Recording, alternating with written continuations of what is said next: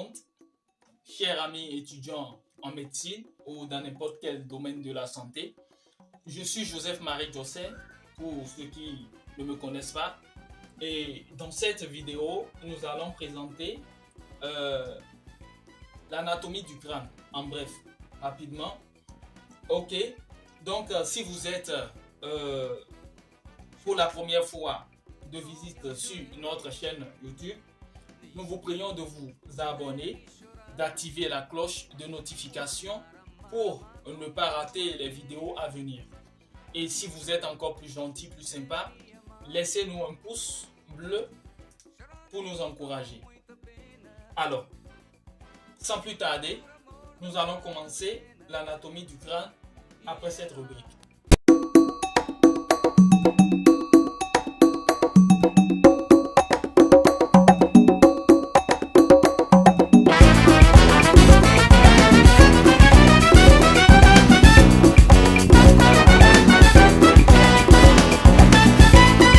Alors, commençons avec l'anatomie du crâne. Regardez le crâne ici, c'est un ensemble d'os. Le crâne forme le squelette de la tête. Le crâne ici est constitué essentiellement de deux parties. On a ici une première partie qui est située en haut et en arrière. En haut et en arrière, qu'on va appeler le crâne cérébral ou le neurocrâne. Et puis on a une deuxième partie qui est située en bas et en avant, qu'on va appeler le crâne facial. Alors, si on prend ici la partie qui est située en haut et en arrière, qu'on a appelé le neurocrâne ou crâne cérébral, cette partie du crâne contient l'encéphale, alors que la partie qui est située en bas et en avant, ici, contient les organes de sens. Alors, si on prend ici le neurocrâne, on a dit que ça contient l'encéphale. L'encéphale fait partie du système nerveux de l'homme. Alors, l'encéphale ici présente trois parties. Vous avez en rouge ou bien en orange couleur façon, on a le cerveau. En vert ici, vous avez le cervelet. Et puis en violet, vous avez le tronc cérébral. Donc on retient que l'encéphale est contenu dans le neurocrâne et est constitué de trois parties. Ici, le cerveau, le cervelet et ici, le tronc cérébral. Alors revenons au niveau du crâne. Si on prend maintenant le crâne facial, ici, le crâne facial contient les organes et glandes de sens. Et en parlant des organes et glandes de sens, on a les yeux, on a le nez, on a la langue, on a les glandes lacrymales, tout ça, qui font partie des organes et glandes de sens.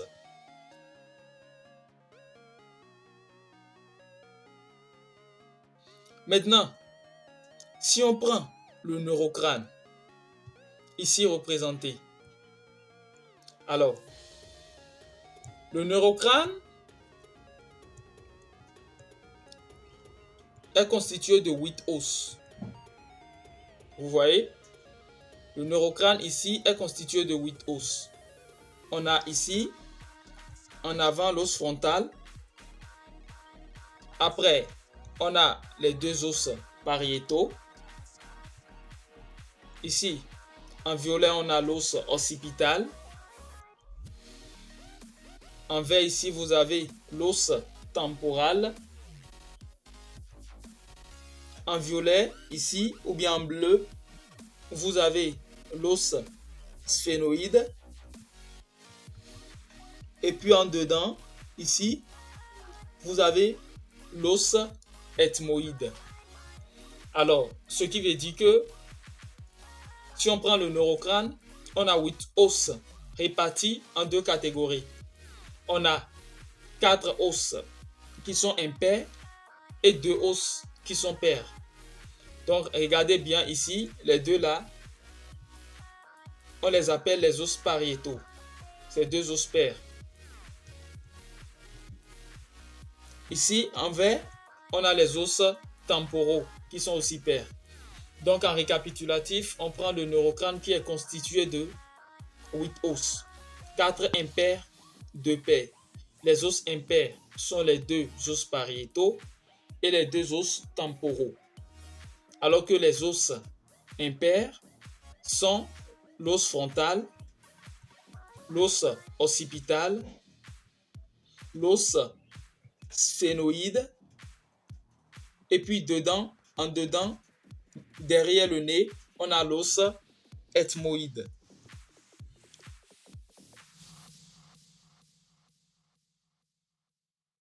Alors, chez l'adulte, le crâne est uni par des éléments anatomiques qu'on appelle les sutures.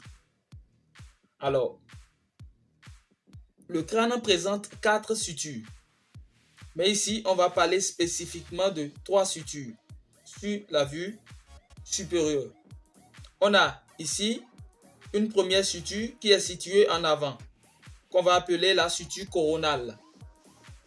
Ici, on a une suture qui est située au milieu entre les 2 os pariétaux, qu'on va appeler la suture sagittale.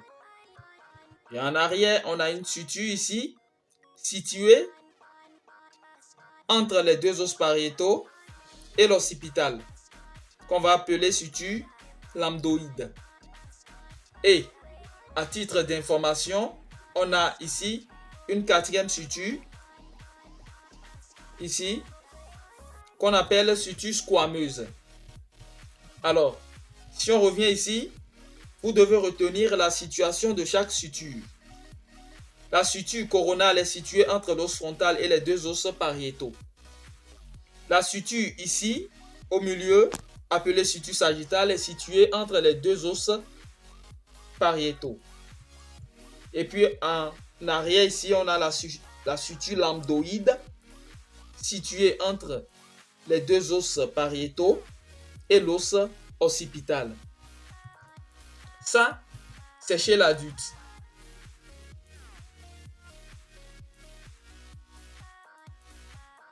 Alors, si on prend le cas du nouveau-né, chez le nouveau-né, le crâne est plus réduit. Donc, le volume du crâne, ici, regardez, chez le nouveau-né, le volume du crâne est plus réduit.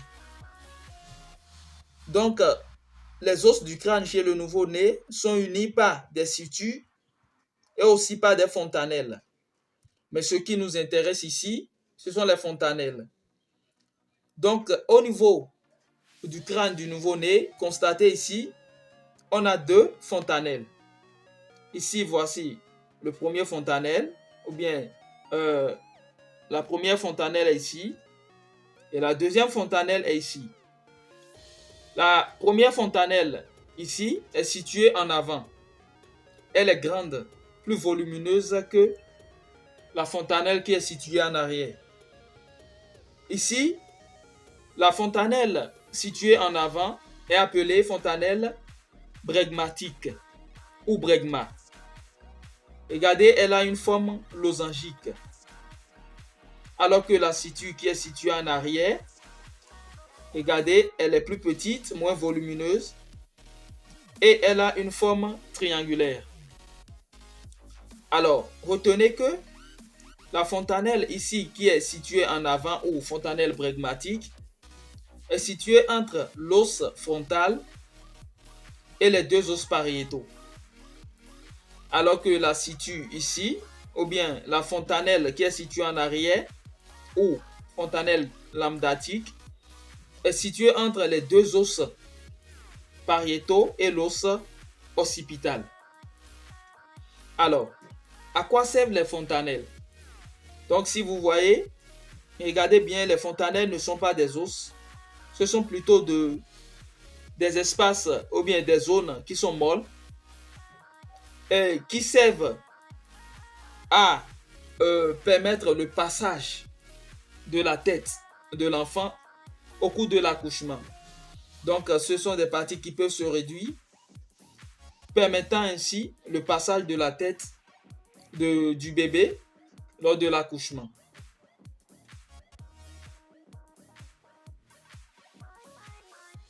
Ok. Maintenant, on va parler des différentes vues. On va parler des éléments qui sont visibles sur les différentes vues du crâne. Alors, on va commencer premièrement par une vue latérale. Alors, regardez, ça c'est une vue latérale. C'est-à-dire, si quelqu'un vous regarde sur le côté, la personne se positionne sur le côté, vous regarde, voilà ce qu'il va voir. Donc, on va essayer de citer les éléments qui sont visibles sur une vue latérale du crâne. Vous voyez ici, on a la cavité orbitaire. C'est là où se logent les yeux. Donc, on a la cavité orbitaire. Ici, on a l'os zygomatique. Ici, on a la carde zygomatique. Vous voyez ici l'os temporal. On a une partie de l'os frontal, une partie des os pariétaux. Regardez ce qu'il y a ici. C'est le processus mastoïde. Ici, on a le processus styloïde parce que c'est comme un stylo, un bic. Ici, on a l'os qui porte les dents supérieures qu'on appelle os maxillaire. Et puis normalement en bas de cet os se trouve aussi l'os mandibulaire ou bien mandibule. Alors en récapitulatif rapidement, sur une vue latérale du crâne, ce qu'on peut observer, on a rapidement la cavité orbitaire, une partie de l'os frontal. Ici on a l'os zygomatique, la carde zygomatique. Ici vous avez l'os temporal. Ici, vous avez l'os frontal et l'os pariétal, une partie de l'os pariétal. Processus ici, mastoïde, processus styloïde. Alors, si vous voyez encore d'autres, veuillez bien les mentionner dans les commentaires, dans la description. On va en tenir compte.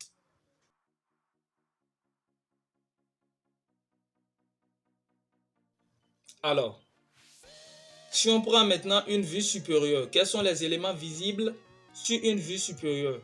On va essayer de les détecter. Donc, regardez bien une vue supérieure. On a ici l'os frontal. On a les deux os pariétaux. Ici, on a l'os occipital. Et en plus de ces trois os-là, on observe ici la suture coronale, la suture sagittale et enfin la suture lambdoïde. Donc sur une vue supérieure du crâne ou du neurocrâne, ce qu'on peut observer, on a trois os frontal, les deux os pariétaux et l'os occipital. En plus de ça, on a les sutures coronales, sagittales et lambdoïdes.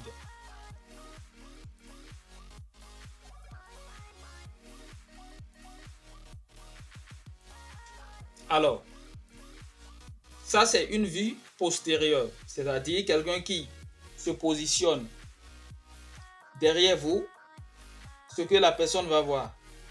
Donc en arrière du crâne, voilà quelques éléments qu'on peut observer.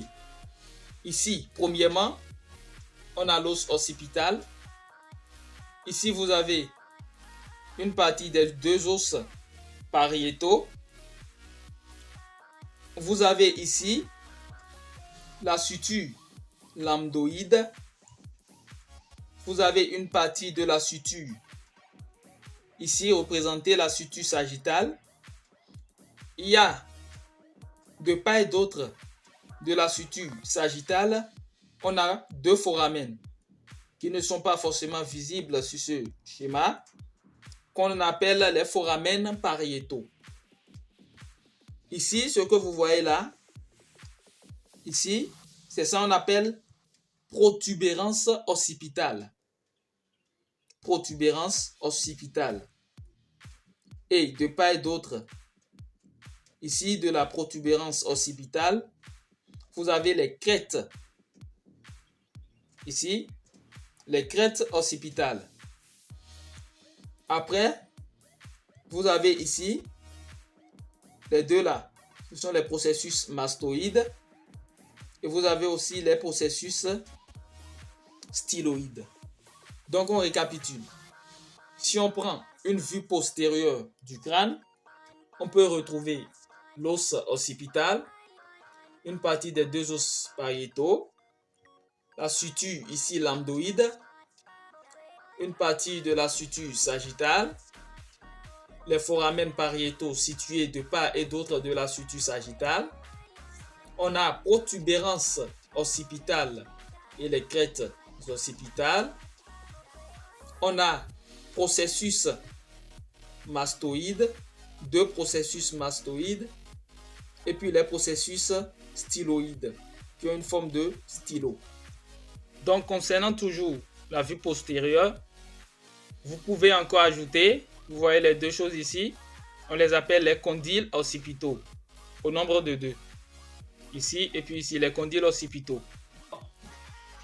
C'était quelques notions que nous voulons vous faire ressortir sur le crâne, en gros. Alors, nous espérons que vous avez appris quelque chose. Si vous avez des recommandations, des commentaires, veuillez bien laisser ça en bas de la vidéo, dans l'espace réservé pour ça. Et puis, mettez aussi les autres cours que vous aimeriez qu'on développe. Et comme toujours, n'oubliez pas d'aimer et de vous abonner, d'activer la cloche de notification. Sur ce, on est ensemble.